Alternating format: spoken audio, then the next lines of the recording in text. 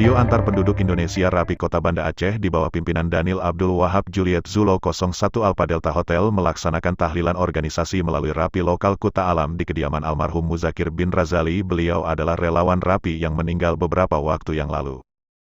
Kegiatan tahlilan ini dilaksanakan pada Senin malam 5 September 2022.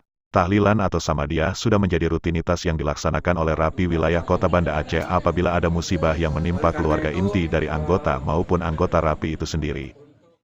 Pembacaan doa tahlil tersebut berjalan dengan lancar dan hikmat yang dipimpin oleh Tengku Sauki SAG di kediaman almarhum di Gampong Berawe, Kecamatan Kuta Alam, Banda Aceh.